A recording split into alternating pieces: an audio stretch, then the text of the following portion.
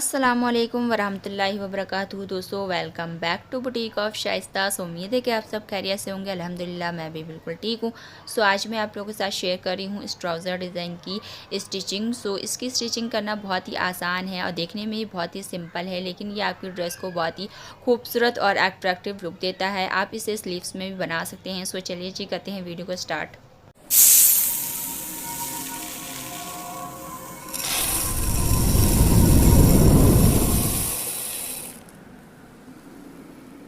यहाँ पर मैंने पैंट की पूरी स्टिचिंग रेडी कर ली है। सिर्फ इसकी फिटिंग की सिलाई और मोहरी मैंने स्टिच नहीं की है। अब यहाँ पर मार्किंग पर ध्यान दें। यहाँ पर मार्किंग मैंने 2 इंच नीचे फैब्रिक छोड़ा हुआ है। ये हमने मोहरी फोल्ड करने के लिए छोड़ा है। तो अब यहाँ पर जो हमारा फर्स्ट मार्क है वहाँ से हमने इंची टेप को रखना है और ऊपर वाले मार्क तक मिलाना है। तो यहाँ पर इसकी लेंथ है 13 इंचेस। तो इसके अंदर ही हमें सारा डिज़ाइन बनाना है। तो इसी तरह से हमने दोनों साइड की तरफ मार्किंग कर ली है।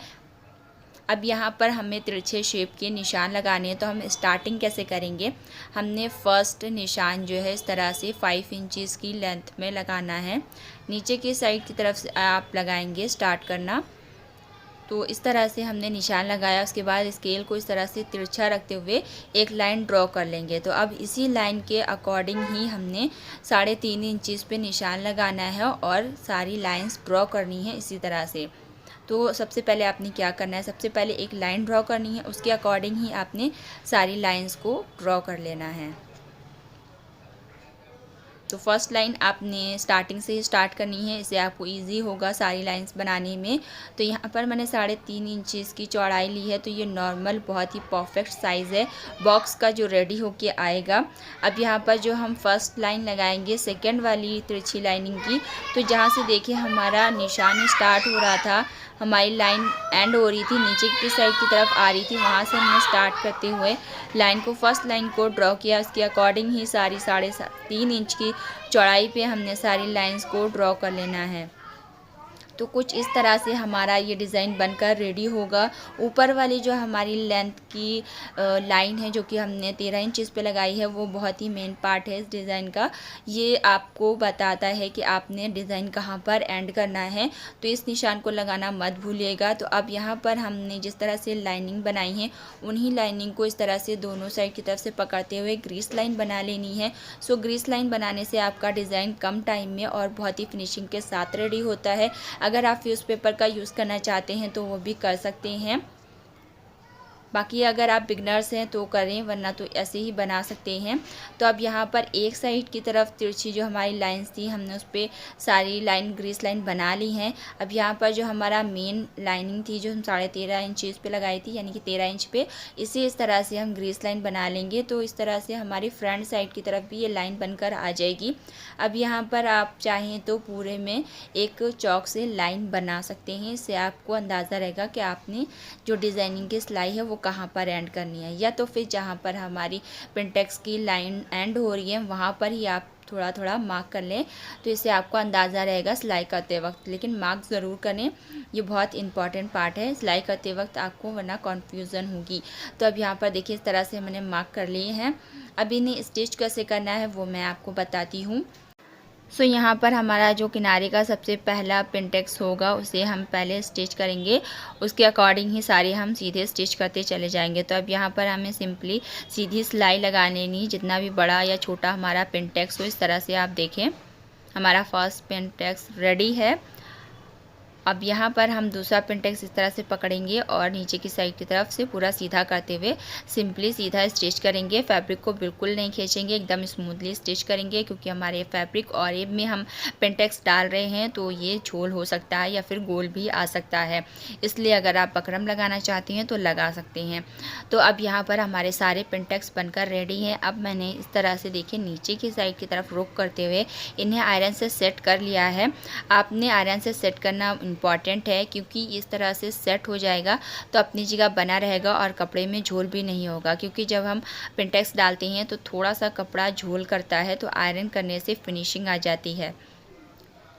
तो इस तरह से हम पिनटेक्स यहाँ पर पतले डाले हैं, तो ये आयरन करने के बाद भी खड़े रहेंगे, तो इसमें कोई प्रॉब्लम नहीं है। अगर आप इन्हें थोड़ा सा चपटा शेप देना चाहते हैं तो आप थोड़ी चौड़ी सिलाई करके चौड़ा पिनटेक्स दे सकते हैं। तो अब हमें सेकेंड साइड की तरफ जो लाइनिंग ड्रॉ की थी उन्हें पिनटेक्स डालना है। तो हम लाइन जो ड्रॉ की है हमने उसके अकॉर्डिंग ही हमने फैब्रिक को फोल्ड करना है और आयरन से सेट करते हुए जाना है। सारे निशानों पर हम ग्रीस लाइन बना लेंगे। आप जल्दी मत कीजिएगा, आराम से यहाँ पर पेशेंस से काम लीजिएगा, क्योंकि अगर आपकी एक लाइन ख़राब हो जाती है तो सारा डिज़ाइन उसी हिसाब से चलेगा, तो आपका डिज़ाइन ख़राब हो सकता है।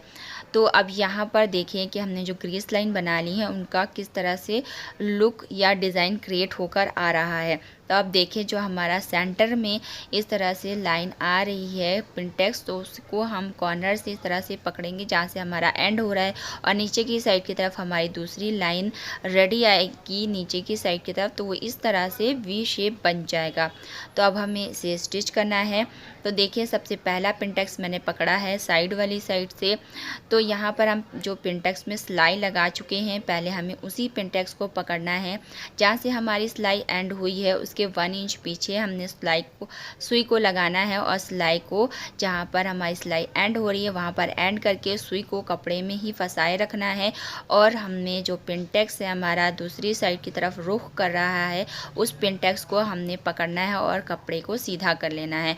तो इस तरह से आपका पिनटेक्स का जो डिज़ाइन है वो सेट हो जाएगा। अब आपने यहाँ पर 1 से 2 टाँके लगानी है, उसके बाद कपड़े को सेट करके सिंपली सीधा स्टिच कर लेना है। तो इस तरह से हमारा फर्स्ट पिनटेक्स रेडी होता है। तो अब मैं आपको दिखाती हूँ कि किस तरह से लुक रेडी हुआ है इसका। तो इस तरह से हमारा रेडी हुआ है। अब सेकंड भी मैं आपको बता देती हूँ ताकि आपको कोई कन्फ्यूज़न ना हो। तो यहाँ पर देखिए हमने इस तरह से फैब्रिक को पकड़ना है, सिले वाले पिनटेक्स को 1 इंच पीछे हमने सिलाई को रखना है, जहाँ पर हमारी सिलाई एंड हो रही है वहाँ पर हमने सुई को लगाना है और कपड़े को सेट करते हुए इस तरह से सेकेंड पिनटेक्स भी हमारा रेडी है। तो इस तरह से हमारा पूरा डिज़ाइन बनकर रेडी है। तो उम्मीद है कि आप लोगों को सारी चीज़ें समझ आई होंगी और ये डिज़ाइन इजी लगा होगा। सो ये डिज़ाइन बनाना इजी है, बस इसमें जो मैंने वीडियो में आपको कुछ टिप्स बताए हैं उनको आप फॉलो करेंगे तो आपका डिज़ाइन बहुत ही परफेक्ट बनेगा। इसे आप स्लीव्स में, दामन में और दुपट्टे में भी बना सकते हैं। सो यहाँ पर हमारे डिज़ाइन देखें कितनी फिनिशिंग के साथ रेडी हुआ है। इस डिज़ाइन को अगर आप प्लेन फैब्रिक पर बनाते हैं तो ज़्यादा अट्रैक्टिव लुक देगा आपकी ड्रेस को। सो इस तरह से रेडी होने के बाद हमने इसकी मोहरी फोल्ड करनी है। तो मोहरी फोल्ड करने के लिए अगर आपके पास ट्राउज़र में फैब्रिक नहीं है, यानी कि अक्सर हमारे ट्राउज़र की लेंथ कम हो रही होती है तो हम मोहरी को अलग से फ़ोल्ड करते हैं। तो आपने उसे किस तरह से फ़ोल्ड करना है अगर आप उसकी वीडियो देखना चाहते हैं तो ये वीडियो मेरे चैनल पर अपलोड है, लिंक आपको डिस्क्रिप्शन बॉक्स में मिल जाएगा। सो यहाँ पर अब अगर आपके पास फैब्रिक है तो आपने पहले फर्स्ट फोल्ड करना है, उसके बाद सेकंड फोल्ड करके इसे आयरन से सेट करके सिलाई लगा लेनी है। तो यहाँ पर हमारा ये पूरा पैंट बनकर रेडी है। मैंने इसकी फिटिंग की सिलाई लगा ली है। सो उम्मीद है कि आपको ये वीडियो अच्छी लगी होगी। अगर ये वीडियो अच्छी लगी हो तो इस वीडियो को लाइक करके शेयर कर दीजिएगा, और बकरम के बचे हुए पीसेस को आप अगर फेंक देते हैं तो इसकी वीडियो मेरे चैनल पर अपलोड है, जिसको देखने के बाद आप कभी भी बकरम के बचे हुए पीसेस को फेंकेंगे नहीं। सो लिंक आपको डिस्क्रिप्शन बॉक्स में मिल जाएगा। वीडियो को ज़रूर देखिएगा और मुझे बताइएगा कि काम की है कि नहीं।